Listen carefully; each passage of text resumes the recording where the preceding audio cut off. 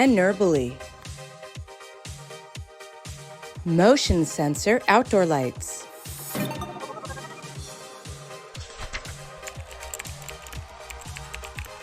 Today we are mounting these solar spotlights that I got from my house. As you can see, I pre-drilled and mounted the two brackets up here. You want to make sure you can angle the lights down or up, and they're fairly tight. Pre-drilled the holes. There's 4 screws.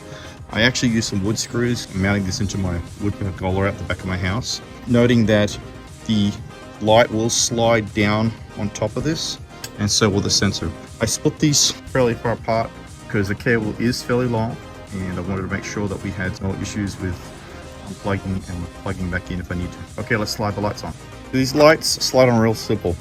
As you can see, there's the section right there, and you simply just slide this on and push it on until it's tight.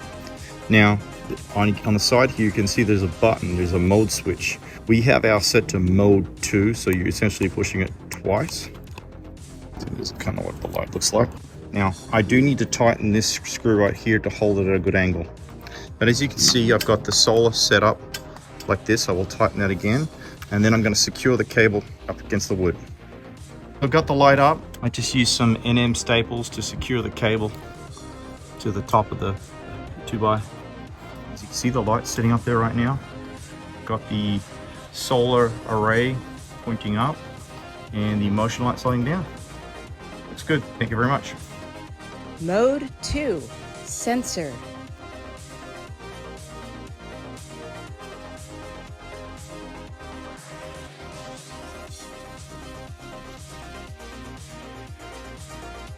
Mode 1, dim to sensor.